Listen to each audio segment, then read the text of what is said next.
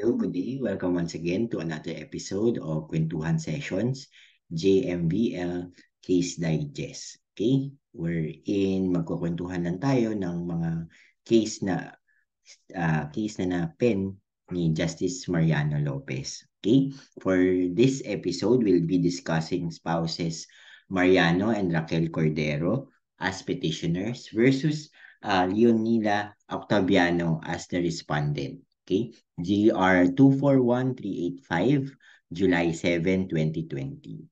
In this case, what is discussed is the liberal application of the rules and filing of pleadings, specifically when is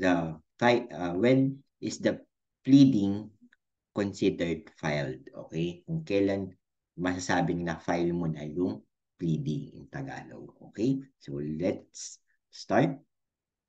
So in 2011, Yunila, the registered owner of a land registered in her name, filed for ejectment case against the spouses Mariano and Raquel Cordero, yung petitioners natin ngayon, before the Municipal Circuit Trial Court, MCTC. Okay? So hindi na sinabi kung anong place. Okay? So on May 22, 2013, the MCTC ruled in favor of Leonila, okay? Yung registered owner against the spouses Cordero, yung petitioner natin, to vacate the premises, okay? The spouses Cordero appealed to the Regional Trial Court. Dahil talo yung petition at talo sila, nag-appeal sila sa Regional Trial Court. Nung nag-appeal sila sa Regional Trial Court, nag-decide yung Regional Trial Court on December 7, 2016. Okay? So, yun yung decision. December 7, 2016. Please take note of that date. And then the RTC affirmed, okay, in that decision, the ruling of the MCTC. Okay? So, ayaw magpatinag ng spouses Cordero, nag-move ulit sila ng reconsideration on that decision of the RTC. So, nag-MR sila. Okay? Hindi sinabi dito, okay, kung kailan nila na-receive yung order ay yung decision ng December 7, 2016. Okay? Material yun dito. On June 22, 2017, the RTC denied the motion for reconsideration for lack of merit. Okay? So, yan. So, dahil na-deny ulit sa RTC, nakapag-MR ka na, so, inakyat na nila kay CA. Okay? So, pagkaakyat kay CA, si CA, ito na, dito na magsimula yung kaso talaga. On December 19, 2017, the CA dismissed spouses Cordero petition because, number one, the petitioners failed to state the material date showing when the December 7, 2016 decision was received. So, sinasabi ng CA, hindi nyo sinabi dun sa petition ninyo kung kailan nyo na-receive yung decision. Okay? No, yung decision na nag-a-affirm dun sa decision ng MCTC. Okay? Which is in violation daw ng Section 2B, Rule 42 of the Rules of Court. Okay? So, sinabi naman ng CA with legal basis. Okay? May basis naman sila. Also, sabi ng Court of Appeals, hindi nyo din na-attach. Petitioners failed to append to the petition clearly legible duplicate original or true copy of the assailed December 7, 2016 decision, as well as the other pertinent portions of the records of the course necessary for a thorough evaluation of the case by this court in violation of Section 2D, Rule 42 of the Rules of Court. So, ang naging violation is hindi mo nilagay kung kailan mo na-receive yung decision ng RTC. At number 2, hindi mo rin nailagay yung duplicate original or true copy ng decision na yun. So, pati yung mga iba pang documents. Yun yung sinasabi ng CA. Okay? Of course, si spouses Cordero, mapilit pa rin, nag-motion for reconsideration siya kay CA, saying that opo, nagkamali po kami, hindi po namin na ilagay yung kung kailan namin na i-receive yung December 7 na decision, kung kailan namin siya na-receive. However naman po, nalagay po namin kung kailan namin na-receive yung uh, order dun sa yung order denying the motion for reconsideration ng RTC noong June 22, 2017. Okay? So, sinasabi nila na baka pwede naman na yung order na lang denying for reconsideration yung pagbasihan kung timely filed nga ba yung aming appeal. Okay? So, yun.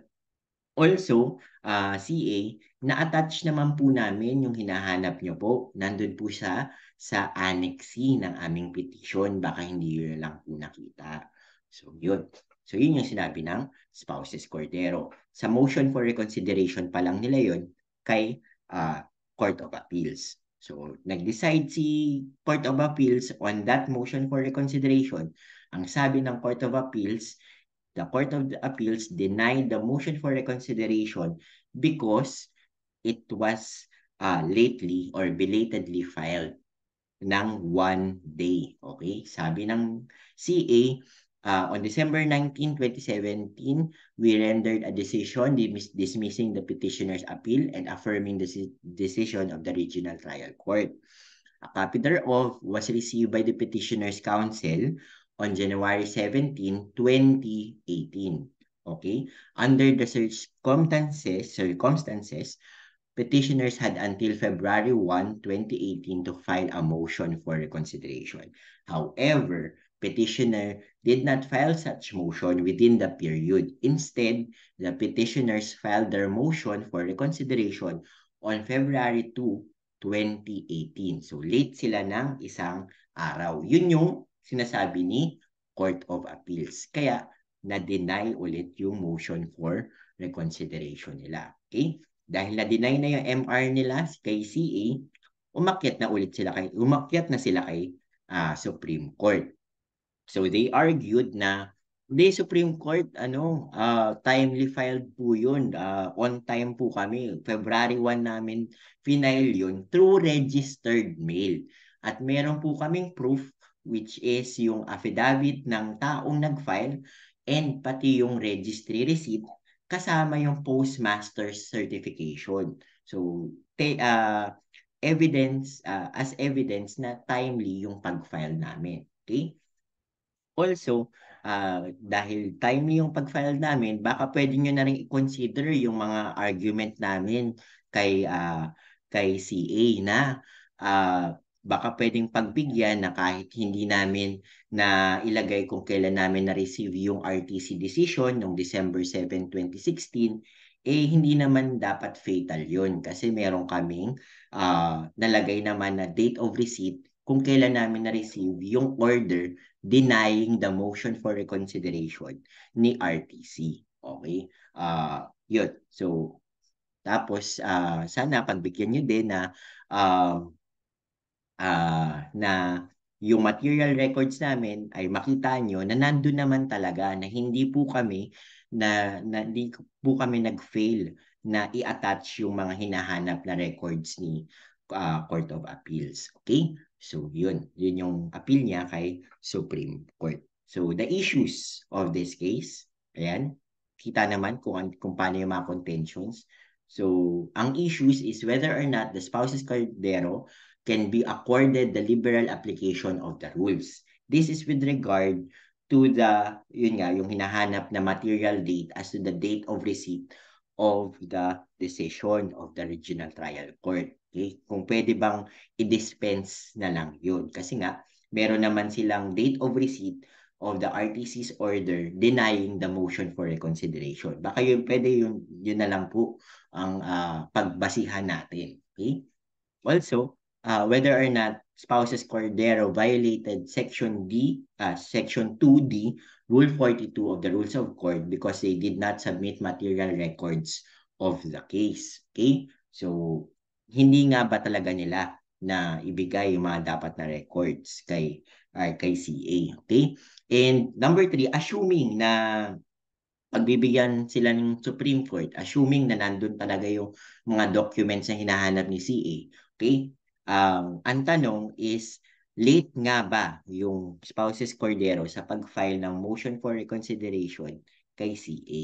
Okay, kasi wala, moot yung first two, kung panalo ka dun sa first two, moot yun kapag late ka naman, di ba? So, yun. So, mapunta tayo sa ruling number 1. Okay, with regards the material date issue na hindi nakalagay kung kailan na-receive yung December 7, 2016 na decision ng RTC. Okay? So sabi ng court, the rationale for requiring a complete statement of material date is to determine whether the petition is timely filed. Okay? Kasi doon mag-uumpisa, di ba? Doon mag-uumpisa magbilang from the date of receipt. Okay? Accordingly, the petition must show when notice of the assailed judgment or order or resolution was received. Okay? And when the motion for reconsideration was filed and when notice of its denial was received. So, tinuturuan na tayo dito ni Justice Lopez. Okay? Justice Mariano Lopez. Wherein sinasabi dito na pag kayo ay nagfa-file ng petition, dapat ito yung mga nakalagay na dates. Ito yung mga material dates, guys. Yung notice ng assailed judgment, order, or resolution, kung kailan ito na-receive, kung kailan ka nag-file ng motion for reconsideration, at kailan mo na-receive yung denial ng motion for reconsideration mo. Yun yung dapat nandun. Okay? So, kapag tayo ay naging abogado na, yan, wag natin kakalimutan yan. Okay? Para hindi na tayo umabot sa Supreme Court at humihingi tayo ng liberal application. Kasi ito dapat basic sa atin. Dapat sa mga petitions natin, basic na nandun yun. So do not forget that once we are lawyers, hopefully by next year. Okay? Pero dito, sabi ng court, however, this court may relax strict observance of the rules to advance substantial justice. Okay? So pwede naman daw i-relax yung strictness ng rules of court, ng technicalities. Okay? Actually, in Security Bank Corporation versus Aerospace University, the CA denied due course to the petition for failure to state dates when the assailed order was received and the motion for reconsideration was filed. O dito nga, dun sa case ng Security Bank, dalawa yung hindi niya nalagay. Yung assailed order, kung kailan niya na-receive, at kung kailan din siya nag-file. Okay? So sabi ng court, pero dun sa case na yun, pinagbigyan namin. Okay? Yet, we held that the more material date for purposes of appeal to the Court of Appeals is the date of receipt of the trial court's order denying the motion for reconsideration. Okay? So, mawala man daw yung dalawa, ang pinaka-importante when it comes to filing an appeal to the Court of Appeals is the denial of the motion for reconsideration. So, ito rin yung isa sa mga doctrinal to. So, ito, magandang case to kasi practice na to eh. So, mawala man daw yung dalawang date na yun, kung kailan mo na-receive yung order, at saka kung kailan ka nag-file ng motion for reconsideration, okay? Pwede naman, okay? Pwedeng palagpasin basta nandun yung kung kailan mo na-receive yung order denying the filing of reconsideration. Okay? So that's why yung sa Security Bank case is na-remand ulit kay CA. So binalik nila kasi pwede nyo naman pagbigyan eh. So i-decidean nyo na yan. Okay? Kaya nyo na yan. Okay? And this case, the Security Bank corporation case was also, or this doctrine was also reiterated in many cases also. So, kumbaga, ito na yung naging practice ng ating Supreme Court na pwede naman natin pagbigyan basta merong substantial compliance. And yung kinakailangan, yung pinaka-material na date is nandun naman talaga. Okay? So, that's why, continuing with rule number 1, in this case, the spouses Cordero clearly stated in the petition for review before the CA the date they received the RTC order dated June 22, 2017, denying their motion for reconsideration. Specifically, the spouses Cordero received the order on July 11, 2017 and timely filed the petition for review on the to the CA on July 26, 2017 or within the 15-day reglementary period. So, gaya ng Security Bank, pinagbigyan si spouses Cordero. Okay? As such, the spouses Cordero are deemed to have substantially complied with the rules. The failure to indicate the date when they receive the orders and resolutions may be dispensed with the interest of justice. Okay? In the interest of justice. Okay? So, yun nga. So, dahil nga may substantial compliance, okay? O, ang sabihin ng substantial compliance, ibig sabihin, hindi mo man nasunod lahat, pero nasunod mo yung pinaka-importante, pwede nang pagbigyan, okay? In the interest of justice. Kasi yun naman yung objective ng courts, di ba? Na magkaroon ng hustisya, okay? Lalo na dito sa case na to, na ang usapan ay ejectment case, okay? Hindi man sinabi sa kaso mismo kung ano yung subject talaga dito. Pero assuming bahay ito ni spouses Cordero, di ba? Parang mahirap naman yun na may eject sila dahil hindi lang nailagay yung date. Okay? So, in the interest of justice, pinagbigyan na sila. So, dito na-apply yung liberal application of the rules. Okay? Which is part ng syllabus ng ating 2024 bar exam under construction, okay, of the rules of court under Rule 1, Section 6. So, kung kailan maliliberalize yung rules natin. Okay? So, yan. Ang sabi pa dito ng court, we cannot overemphasize that courts have always tried to maintain a healthy balance between the strict enforcement of procedural laws and the guarantee that every litigant be given full opportunity for the just disposition of his cause. Indeed, the court has allowed several cases to proceed in the broader interests of justice despite procedural defects and lapses.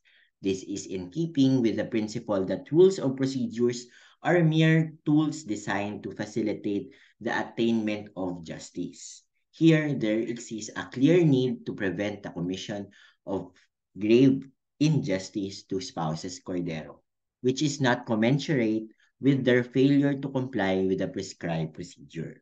These circumstances obtaining in this case merit the liberal application of the rule in the interest of fair play. Okay? So, yun nga. Pwede naman tayong maging mabait paminsan-minsan. Okay? Kung kinakailangan at may justifiable reason or merong substantial compliance. Of course, merong condition pa rin naman yung court sa pagiging mabait nila. Okay? Either may substantial compliance or merong justifiable reason doon. So, hindi basta-basta sila nagiging mabait. Okay? So, yun. For ruling number 2, ang tanong is whether nga na-violate ni spouses Cordero or hindi sila nakapag-attach ng mga required attachment sa pag-akyat nila or hindi sila nakapag-attach ng mga documents na kailangan para sa appeal nila kay CA. Okay? Sabi ng court, no, spouses Cordero did not violate Section 2D42 of Rules of Court because they did submit material records of the case.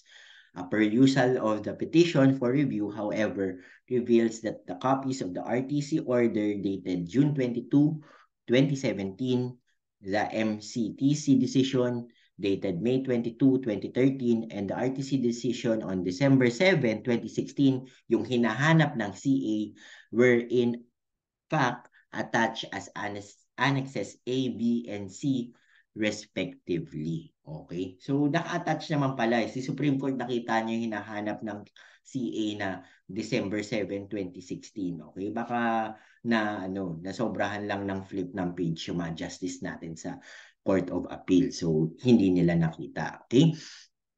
So, pero, ang rule kasi dapat daw is The petition for review before the CA shall be accompanied by clearly legible duplicate originals or true copies of the judgment or final orders of both lower courts, certified correct by the clerk of court of the regional trial court, and the requisite number of plain copies thereof, and of the pleadings and other material portions of the record as would support the allegation of the petition. Isa naman tong basic na tayo pag naging abogado na ay kailangan natin na laging ilagay yun. Which is nailagay nga naman talaga ni Spouses Cordero at kanyang attorney. Okay? Hindi lang talaga nakita.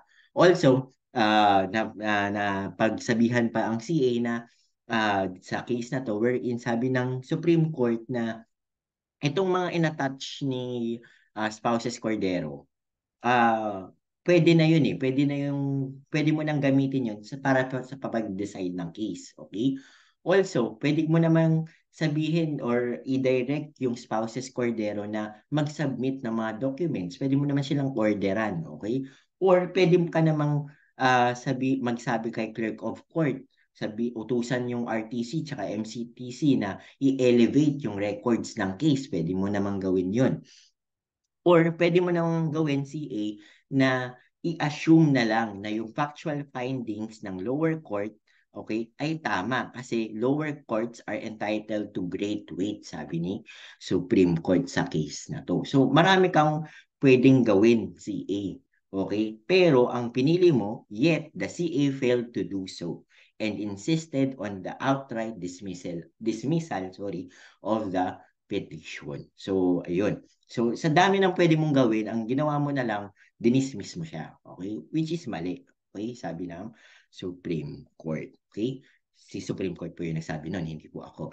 Okay? So, of course, copy-pasted po ito dun sa full text na case. Okay?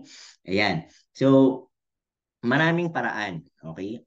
Unang-una, nandun naman talaga. Kung hinanap talaga, nandun yung hinahanap na decision ng CA. At kung wala man doon, maraming paraan daw si CA. So, pinayagan ng Supreme Court na mag-push yung kaso. Dapat payagan mag-push yung kaso. Okay? And lastly, okay, panalo ka na sa ruling number 1, Spouses Cordero. Pati sa ruling number 2. Sa ruling number 3 naman, kung saan de-decidean kung late nga ba talaga yung pag-file ni Spouses Cordero. Okay, whether late nga siya o hindi. Sabi ng court, hindi siya late. Okay? Pinapaalalahanan ng lahat na applying Section 3, Rule 13 of the Rules of Court. Okay? The date of mailing, kapag registered mail, the date of mailing shall be considered as the date of filing when a pleading is filed by registered mail. So ito na naman, pinaka-basic ulit na kailangan nating malaman bilang mga abogado is kapag registered mail yung gamit natin pang file sa court, okay, ang kino-consider na date of filing is kung kailan mo siya na-mail o kailan mo siya pinadala. Okay? So, yun. Yun yung pinaka-rule dito na kailangan nating tandaan. Okay? So, kung magkakaroon ng entry-level na case, ito, entry-level talaga to. Kasi kapag tayo ay hindi natin alam yan, talagang magkakamali-mali tayo. Okay? So, sabi ng court dito, spouses, sabi ng court dito, the affidavit of the clerk who caused the mailing, the registry receipt, and the postmaster certification all established that Spouses Cordero filed the motion through registered mail on February 1 and not on February 2, 2018. It does not matter when the court actually receives the mailed pleading. Okay? So, within the deadline naman talaga yun. Okay? At ito ay nagiging practice talaga. Actually, I was for story time muna. I was fortunate enough to experience this when I was still in corporate, and we were about to file a pleading to the Court of Tax Appeals. And then since magsasara na yung Court of Tax Appeals at galing pa kami sa MOA, hindi na namin maaabutan. So buti na lang merong field post sa MOA na bukas pa hanggang gabi. So doon nagfa-file yung kasama namin mga liaison officer ng mga ng mga iba't ibang law firms. Doon sila nagfa-file para considered filed at that date pa rin at hindi ka lalagpas doon sa reglementary period. Okay? Sabi nga ng prof ko dati, kung meron kang kakaibiganin sa law firm mo, kaibiganin mo ng matalik ay yung liaison officer or yung messenger mo. Kasi sila yung magsasalba ng buhay mo, lalo pag nakalimot kang magbilang ng araw. Okay? Kasi sila yung alam nila kung paano nila i-file. Okay? So, ma-share ko lang naman. Okay? Pero ito, basic na kailangan natin. Okay? So, again, in this case, Pauses Cordero versus Leonila Octaviano, we were uh, we were taught, okay, we were clarified that there can be an application of the liberalization of the rules of court, and of course the application of section 3 rule 13. Okay, so ito mga basic na kailangan nating malaman bilang abogado. I hope this audio digest has been helpful to you. I will, if this digest is helpful to you, ayan, meron, of course, you can like and subscribe to our channel, and also you can also subscribe to either to a soft copy or to the hard copy of the JMVL Digest. You may message our page or click the links below for the sign-up sheet, and you could pay the subscription fee. Okay? So, yun. Maraming salamat po at till our next kwentuhan. Okay? Maraming salamat and happy aral.